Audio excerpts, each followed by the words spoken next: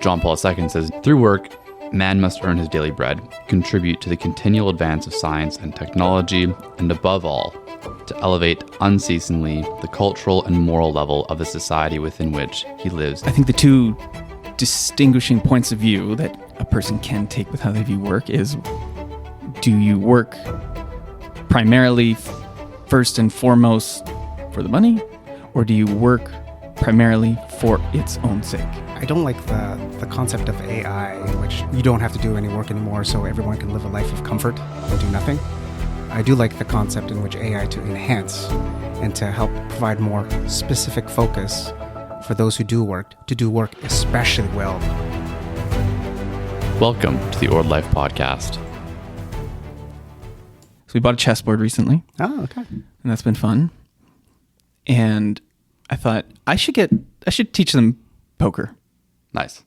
Because I think there are a lot of good life lessons in poker. And not about winning or losing the money, not like the gambling part, but making a wager based on a probability of outcome. And, gauging how much to wager based on that probability and based on the personalities of people who you're playing against. And it gets a lot of decision-making in life, especially in our field, about the future, about unknowns, about probabilities and possibilities, and how much you want to commit to that. And those are the lessons I want to impart to them. But then I still have my own negative connotation of poker and gambling. I'm not totally sure I want to do that to them. If you position it as an exercise in understanding risk and reward. Right. Yeah. But then I have to commit to a dark room and we're all going to be smoking cigars, so... Yeah, you don't want to go down there. Although I do enjoy a fine cigar. Ambrose and I will be up to 4 a.m. the next day. The blinds have been quadrupled numerous times. Oh my goodness. Okay, speaking of acquiring money without working, let's talk about working. Work. What does it mean for man to work? And in preparation for talking about this, we were reading from the words of St. John Paul II in his document, Laborum Exercens, which is what? What is exercens? What does that translate to? The exercise of work? Probably. I don't know. Let's assume it's that, and someone can correct us if we're wrong. So there are a few tidbits I thought we could pull out and just discuss. He says, work is one of the characteristics that distinguish man from the rest of creatures. Only man is capable of work and only man works, which I wasn't totally sure of, because what do you do about bees and ants? They seem very productive. But, he also says the rest of creatures whose activity for sustaining their lives cannot be called work. I guess that's true, because it's not necessary. Anyway, okay. Thus, work bears a particular mark of man and humanity.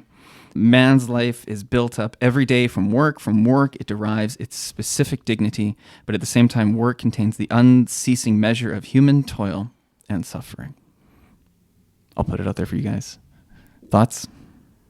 Well, there's a lot to unpack, and I think it's interesting because JP2 goes right to the root of what work is, as opposed to what work has become or what work does. I think it's very easy to see work as something that's transactional. I give my time and then I receive money in return. And so work gains its value from the money that I get in return for doing it. Whereas John Paul II says, no, work is actually a lot more fundamental to the human experience. And even the way he talks about work, he says, through work, man must earn his daily bread and contribute to the continual advance of science and technology, and above all, to elevate unceasingly the cultural and moral level of the society within which he lives in community with those who belong to the same family. So it says, yes, there is this level of earning your daily bread, right, to provide for yourself, but also to contribute to the advance of society, and above all, to elevate the cultural and moral level of society. So he almost kind of completely flips that narrative. I think it's very easy, especially coming from a prestigious university. Work, the primary value of it is what money you're going to get from it. And then we'll sprinkle in, okay, well, yeah, you get money, then in what area are you doing it? And then is it good? All right. Whereas JP2 is saying the exact opposite, right? Yes, it has a material function because man is a material being, but man is also a spiritual being, and that should take a higher precedence over the mere material. And so as man is a spiritual being, what does work reveal about the spiritual nature of man? Well, it reveals that work should have a spiritual element to it, and that spiritual element is elevating the cultural and moral framework of the society in which he lives. I guess the response from us as people who work, the response of, I have to work, versus, I have to work. I get to work. Or it gets Yeah. work, yes, Yeah. thank you. And I think the framing towards that is that it's what you were explaining there, Anthony, speaks to the dignity of work, the importance of work, the contribution to a greater good, to the society as a whole. Because we all have our unique talents and an opportunity to exercise that for the good of all. Yeah. I think it really speaks of, as opposed to focusing on the transactional nature of like, I get money so that I just need to work just out of necessity. Yeah. But there should be an element of joy to work in that participation. Yeah. Actually, I corrected you to say get to work, but I think John Paul's saying the opposite. He's saying you have to work. Like, it's in your nature to work. Yeah. It's dignified And to work. It's part of you, and if you do not exercise that part of you, you lose something of your humanity. Yeah. Oh, yeah. I was just going to say, I think it kind of goes back to our podcast on charity and freedom, where Sean, you made the excellent point of, Thank you. What are you going to do by default? You're going to do whatever is easy. You're going to do whatever is suitable for you. That's just your kind of lowest, most animalistic nature. And I think that's what John Paul II is saying when work is one of the characteristics that distinguish man from the rest of creatures, is that because we have a spiritual nature, we are able to have an ascetical nature to our work. It's not merely for ourself and our material comfort, but there's also a higher level to it that is for working for the good. And we can't dismiss that. And John Paul II is actually saying, no, that's the most important aspect of work that we need to be focusing on. I wonder if this discussion can kind of go down that discussion point of what would be some common pitfalls that people can fall into, or how can people know how they're conceptualizing work? Like, what questions should a person be asking themselves? Well, I think the two distinguishing points of view that a person can take with how they view work is, do you work primarily first and foremost for the money, or do you work primarily for its own sake? Mm-hmm. So work for its own sake can be done for all sorts of reasons, right? The pursuit of excellence just to do something well, the pursuit of doing something well for the benefit of others, and if a person's religious, doing something well, doing work well, and that as an offering to glorify God. Like, God has given me these talents, and I'm using them to do this thing well for its own sake. Right. The money's there because we need money to function and survive in life. Not survive, but to feed our families and whatever, take care of our responsibilities. But that comes secondary or after. This thing for its own sake. And then the other way is to think of yourself as a slave to your job, right? I show up just to earn a paycheck and I get out of there as soon as I can. I put in the minimum amount of effort so I don't get fired. And as soon as the clock is over, I'm out of there. Right. Which also, from that perspective, those who have a retirement plan, it's basically, I'm going to save as much as I can so that I can stop working altogether. And then so that I've amassed enough money and those monies grow, in which now I perpetually don't have to work for the rest of my days, and the earlier the better. That being a glorified ideology versus, I've always respected those who are retired, in which, okay, they've done well enough, they were prudent enough with their resources that they afford themselves the opportunity to leave their present work to assume another form of work. It could be volunteering or helping out with charities, but their work never ends. It just transforms into something else to contribute. I have this thought that we can, I think our view of work is kind of a microcosm on the question of suffering. Because work is difficult. Yeah. It demands of you your time and attention and skill and effort, and you have to go through, you know, failures and successes and all those things. And this idea of, okay, I'm just going to build up my savings and retire early as I can. It's this idea that I'm going to escape work. Right. That work is something To be run away from. to be run away from. Because it is difficult. And coming back to this question of suffering, is suffering to be avoided or suffering to be embraced? Is work something to spend your time and attention to avoid? Or, you know, you've achieved this level of independence and financial freedom, and now it's like you've hit that, that point in, I'm trying to think, what's the word? I've hit the escape velocity. And I am no longer succumbing to the, you know, law of gravity, and I've like jettisoned out into my own view of self-actualization. I can finally be my own person, and that, you know, idea. Yeah. Or just live my life on the beach, and that's all I have. And it comes back to this fundamental point of view: is work to be avoided or embraced? Is suffering something good? Is there value and meaning in it, or is it something you should just avoid completely? Or do all you can to get around it, to avoid it, to arrange your life in such a way that there is no suffering. Yeah.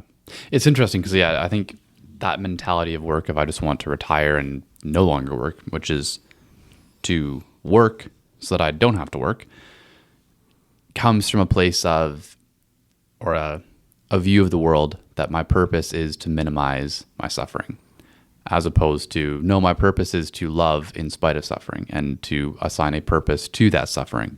And it's interesting because I think JP2, and again, this is like not even into the introduction, this is just in the opening blessing of Laborem Exercens, says, and work means any activity by man, whether manual or intellectual, whatever its nature or circumstances.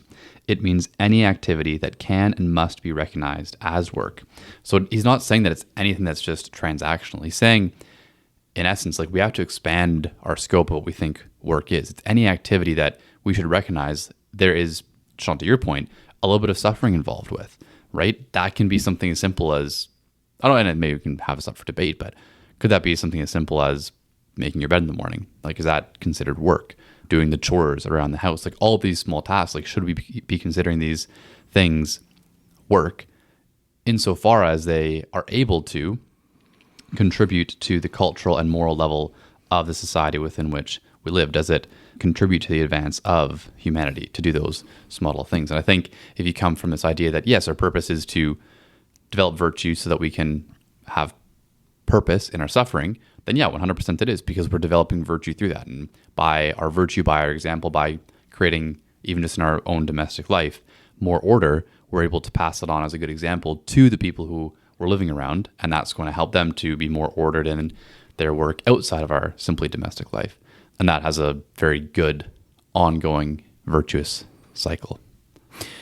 I like that point. And then something to AJ, what you had said about, you know, getting this idea of retirement, financial retirement, where you can find other things to do with your time. That's not necessarily being an employee or employer or whatever that is. And there's a phrase that people use in the financial industry in talking about retirement is, when do you want to get to the point where work is optional? Yeah, work optional. Work optional. It's incorrect. It should be, when is income optional? I like that. The work should continue, but whether you need to be paid for it or not, that's when you can make a decision. Right? And then work is truly be for its own sake. And you can really choose where you find meaning and what you're good at. Yeah. And maybe you have resources that you do not require the income, but the work should not stop. Work for the good of itself and its provision for others and the contribution for others, that being the primary source as opposed to the income component. Right. And then to imagine those mundane tasks that we don't typically think of as work, that they absolutely can be work. Grandparents who have the time available to be supportive of the grandchildren or great-grandchildren. And, you know, little kids can be difficult. and the parents need to work and they're not around and they need help. And in that way, a family can come together and they can find work within the household, within the family, within the community. But where income becomes optional, I think is a better way to conceptualize this period of your life after you've had a career where the work doesn't stop. It just transforms just evolves. into something else. Yeah. Yeah. Which I think is interesting as well, because once you get to that income optional level, any sort of work that you do for income is pretty much just pure gravy. Like you can just practice whatever virtue it is that you want, be that liberality, be that magnificence. Or generosity. Yeah. Now I know. I'm still working and I'm still taking an income and I don't need any of this money. I can You're generous give with it your all time away. and with your resource. Yeah. Your financial resource. Yeah. that way. So And that- your capacity to be generous is increased. And so I suppose like it's at that point in your life, that inflection point of your life where it's like, yep, hey, we've hit this point where monetarily everything will be fine. And it's like, that's the point where I suppose the most virtue is being demanded of you, because you have now the most opportunity to live for anybody but yourself. Would that be accurate to say? Like I'm thinking of somebody who's like 65, they have enough material, their assets are enough to support them in their lifestyle through their retirement. Mm-hmm. They have the choice to, Well, I think there's two temptations that person is facing. The temptation with their time, that this can now just be my own time. I don't have to give it to anyone else. Yeah. Or to take the more virtuous path, which is I'm going to continue to use my time for other people or for the benefit of whatever work I am capable of. And then there's the temptation with your money, that this extra abundance of money can mean, oh, my lifestyle gets to improve beyond what I thought I needed, and I can go on more vacations and buy more vehicles or whatever it is, or the path of generosity, which is to say, I am much more capable of supporting whoever needs the money at this point in my life, because I've reached that point where me earning an income is no longer necessary. yeah.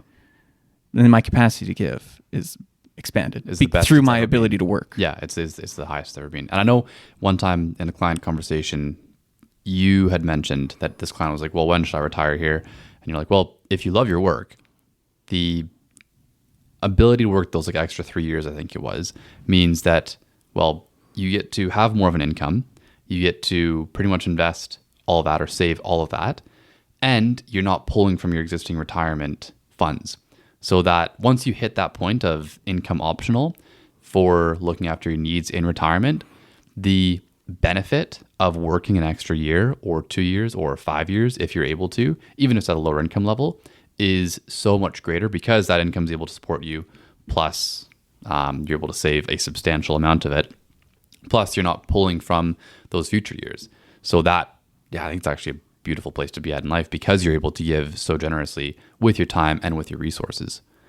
But I think in order to be in that position, you really start to have to conceptualize work as this thing that contributes to the best of society, as opposed to just, oh, this is just for me. As soon as I don't have to do it anymore, then I'm going to stop. Which is a bit of a sad way of looking at work, I think. And I think there's probably other issues under the table there. It's interesting how, for those that we interact with that approach retirement and live out retirement, perhaps in the first 5 years, the common experience is they get to do their bucket list item, which typically involves a lot of travel. They typically end up spending more of their resources. They spend more in those 5 years than they perhaps typically did prior to. And then eventually got the point to like, oh, I already was on the beach. I went on that cruise. I went on that trip to Italy that I always wanted to do. And then they get to a point where it's like, well, I don't have the challenge anymore. There's no fulfillment of it all. I've accomplished all these things that I wanted to accomplish. And there's usually their shift is like, well, I kind of want to contribute again. Doing something, yeah. And so it's funny how people get to that point and they're like, okay, now I'm going to be generous with my time, with my treasure in that particular way. So as a call out for those who come to this recognition sooner is that you can do both reasonably well, as opposed to just getting to that point and just make it all about yourself and then feeling that you have to be generous at a later time. You can do both at the same time too, within reason, of course. And I think a very logical way of going about that is having a bit of a virtue exit plan. where, and okay, what do I mean by that? If your priorities for your life are A, B, and C, making sure that those priorities are straight. If you have a family, that should be top priority. If you're religious, God should be the highest priority. Where does your work fall within that? How does money serve those different things? Or are those things kind of serving money in terms of how you're spending your time? But then when you're in retirement, what are those challenges that you're going to be faced with? And how do you start to build up those virtues and that detachment from maybe priorities that are out of line to be able to be the best version of yourself in retirement, so that you're not just now spending so much time on fleeting experiences and you're still trying to live out the virtues as best as possible. So what I'm hearing is the importance of prudence in managing those financial resources when you get to retirement. But I also think too is like you can be caught up in, I need to experience all these experiences. And then eventually, if you don't have this element of prudence, you expend all of your financial resources, and then now you're forced to get back to work. Yeah. And then it becomes this element of, oh, I have to work again. Like, and then there's this sense of, oh, I'm having to deal with this negative circumstance now, as opposed to if you plan well. Yeah, but even superseding just the level of finances and thinking, well, who do I want to be in retirement? What is going to bring me joy in retirement? And how do I maybe start testing that beforehand? Because if I think, Sean, back to your point, if work is just suffering for me, if I don't enjoy work and it's constantly a sludge, well, the issue there isn't work. The issue is your ability to deal with adversity and challenge. And so, And we're built for challenge. Exactly. We thrive in challenge. Exactly, If right? things are too easy, we get bored. Yeah, and you need challenge in order to grow. So if your solution to being happy is to no longer have this suffering, well, there's always going to be some sense of suffering in life. And I have a theory that the two biggest challenges that are lifelong that you're always going to have to go to are having the right priorities and then living those priorities properly. And so what do I mean by that? If your priorities should be God, family, friends, work, and then maybe your other like volunteering or extracurricular commitments, are those things actually your priorities? And then do you follow that up with how much time is being spent on that? Or do you make excuses to have, priority 5 is taking time away from priority 2? Because that's going to really, really pull at yourself. And we've talked about this in past podcasts with Kierkegaard, who says the self is that which relates to itself. Again, meaning there's all these different things that are going to pull us in different ways. And you are how you relate to those things, which is to say, your character, your personality is how you relate to the facts of life that surround you. And your happiness is going to be proportionate to how well you manage those different conflicts. Because you're always going to have conflicts. And I think it's unfair to expect that your situation is going to determine your response as much as you are free to be able to determine your response. And it's the virtues that you have that are going to enable you to see purpose in suffering. Because again, going back to, if retirement is a means of no longer working because you don't like work, because you see it as suffering, well, you're still going to have things that you're suffering with when you're in retirement. So what is your plan to learn how to deal with suffering? What is your plan fundamentally to learn how to love? Because love enables you to suffer for a purpose, or love is suffering for a purpose. It's saying, I will do a little bit less here. I'll take less for myself to do more for somebody else, to be selfless. Family is a great training ground for that. It is. It really is. Yeah. I think work as well can be. I see a number of people who get frustrated, especially early in their careers, like some of my friends who are like, I don't get it. Like, there's nothing of substance that's going on. Or even thinking about when I was doing construction landscaping, I loved it so much. Like, best summer job I think I ever could have had, just because it was like, this is hard. Like, working with your hands, it's not enjoyable. Like, your body's hurting. But you recognize, hey, like, this is supporting my foreman. This is supporting whomever. And like, yeah, you just get to learn how to suffer through something that you don't like. And I loved that. Well, the nice thing with landscaping is if it's done right, you end up with something beautiful. Exactly. Yeah. And but really get to see the fruit of your labor. Yeah. And some, 100%. And especially because of how quick and tangible it is. I think that was a bit of a difficult point coming into the finance profession, because you make an investment decision and it takes a year. I mean, sometimes at best, like a month or two to be like, oh yeah, no, we definitely think we're on the right trend there. But yeah, sometimes you really have to have that longanimity to be able to understand and see how this thing plays out. But in construction especially, you definitely have people who are just like, yeah, this sucks, can't wait to hit the bar after work and stuff like that. And it's like, sure, but it's actually a lot of fun. Like by the end of the day, this is the task and it's done. Yeah. Like you get to see it, it's there in front of you. I mean, if you frame it as like these individuals work with their hands, it's like they're artisans, craftsmen. Yeah. And there's a contribution as a team to build something that will eventually be the totality of the intended project, and everyone gets to enjoy that beauty of the end product. So to your point, the fruit of that labor, that edifying nature of hard work, that hard work was necessary to input to see something that's so beautiful that everyone can say we contributed to it. Yeah. There's the joy of accomplish something together. Yeah. For a few summers, I worked a grounds crew on golf courses, and I took so much joy in, like, if you're cutting a green, getting the lines perfectly straight and the alternating stripes of light and dark, or cutting the rough was my favorite because you'd be able to put these patterns like from your head with the alternating lines, how you went around the bunkers and how you kind of blended it all together. It was, a lot else to think about when you're driving a tractor for, hours and hours. But yeah, there is the temptation just to think of this as a pointless endeavor, or I just can't wait for this to be over, or to find those little moments of joy, or those little ways to express yourself in them, or the difference between something done well versus something just done so, or what's the word?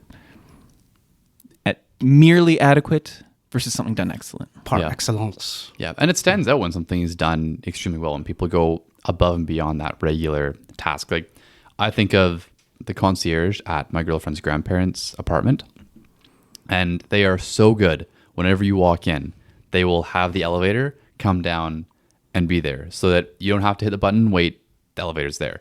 Or as you're walking out, they open the door for you. Now it's all at the desk, so it's very simple because you're pressing a button. But the concierge before just did not do that. They'd kind of say hi. Sometimes they weren't always there. We got locked out for 20 minutes at one point. But having this concierge that goes like above and beyond is just so great. And you love to see them and you respect them all the more because they're doing this fantastic work. Even though it's a very simple task, this person recognizes, hey, I have the ability to do the best here, to make the most out of this. And I think one of the best indicators of how a person's going to work, again, isn't the situation that they are in, because you should be able to make the most out of any of those situations, but it is the virtues that you're trying to build up as you are in that situation. So what do you guys think about, I'm going to make it topical, there's definitely a narrative out there that with artificial intelligence and robots, we will solve the problem of work. Nobody will have to work anymore. It will just be, right, we have machines to think for us, and then we'll have robots to do the manual labor for us.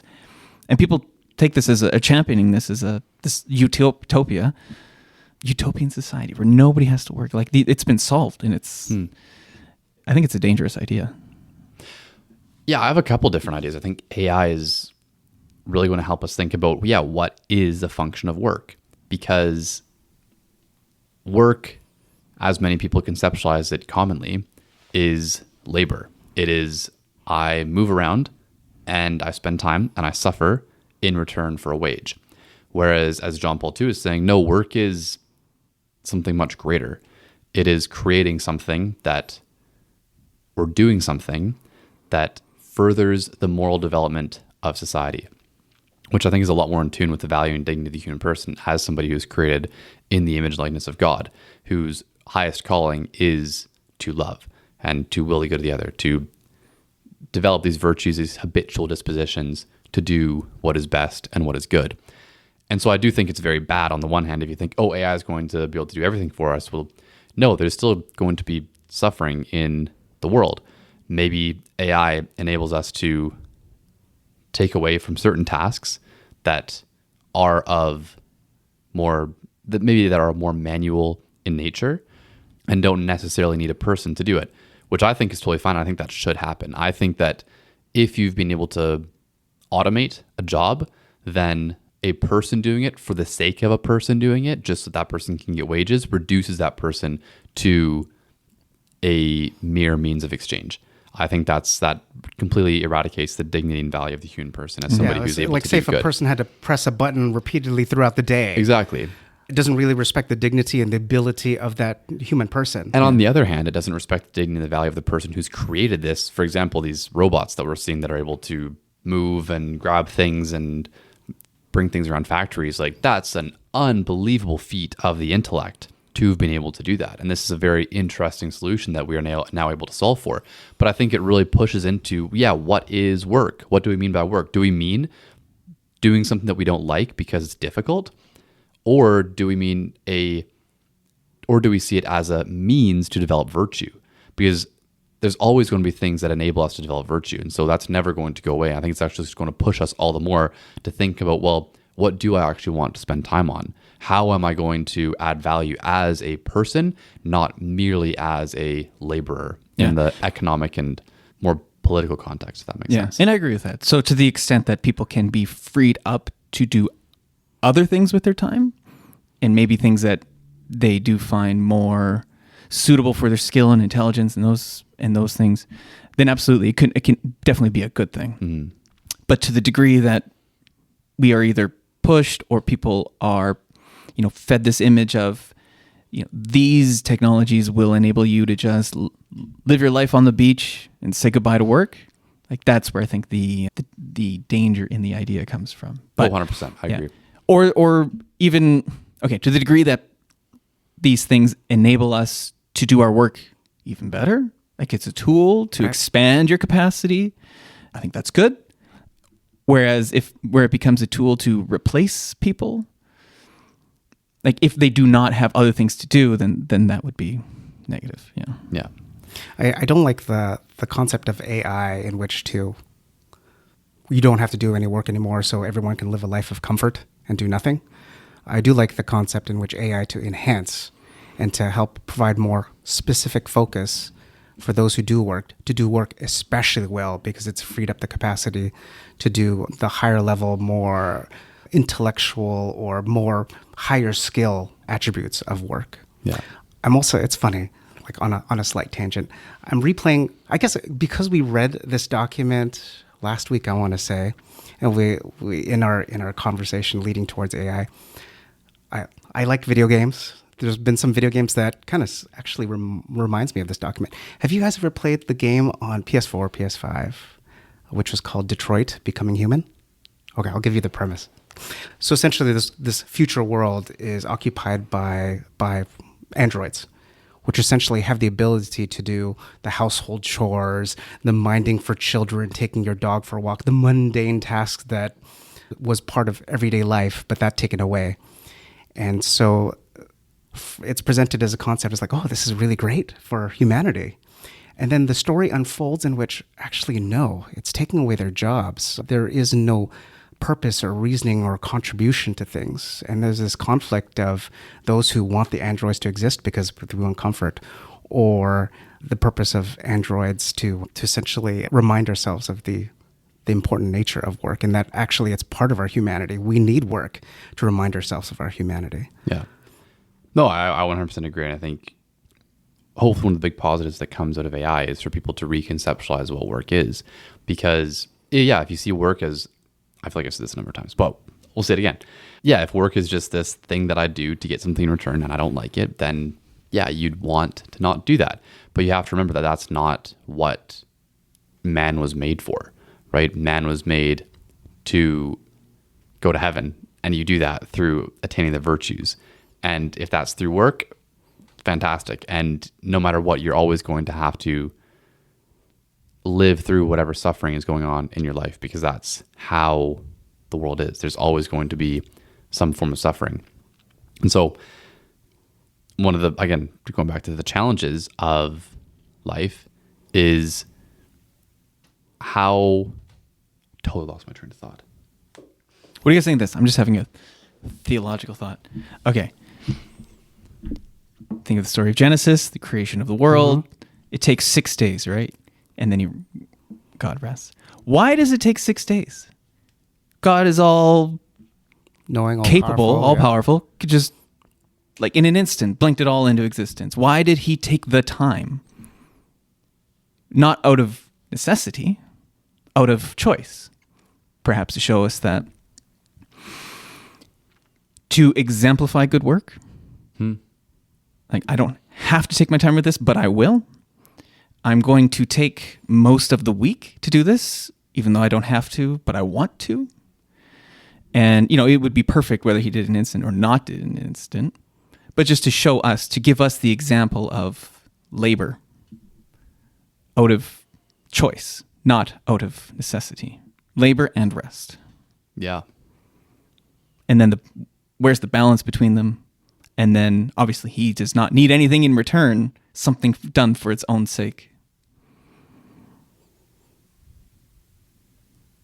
Yeah, no, I like that. I like that too.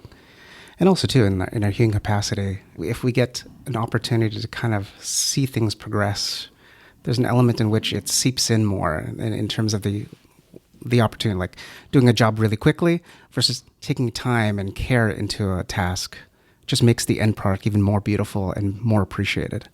Yeah, and I heard recently as well, the human brain is wired so that basically we get more positive reinforcement from the process as opposed to the completion of a task.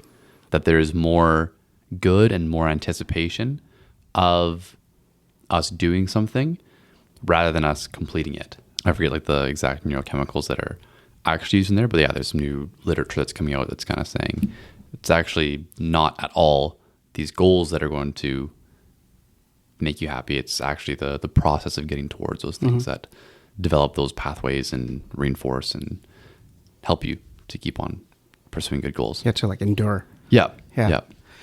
I think of like those who are like, I guess given the talk of the Blue Jays, I can think of like the enduring nature of these individuals starting as young children to practice the hard things. I don't want to swing this bat for like 200 times in a day. I'm presuming that's what they have to incur on a repeated basis to eventually.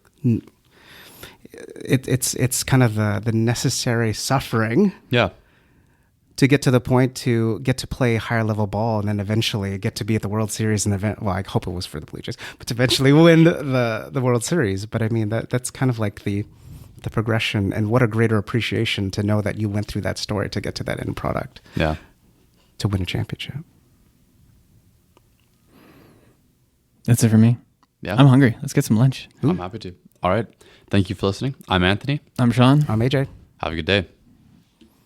This podcast has been prepared by Sean Gregory, who is a portfolio manager, AJ Sanson, and Anthony De Lazzari, who are associate investment advisors for IA Private Wealth, Inc. Opinions expressed in this podcast are those of the portfolio manager and investment advisors only, and do not necessarily reflect those of IA Private Wealth, Inc. IA Private Wealth, Inc. is a member of the Canadian Investor Protection Fund and the Canadian Investment Regulatory Organization. IA Private Wealth is a trademark and business name under which IA Private Wealth, Inc. operates.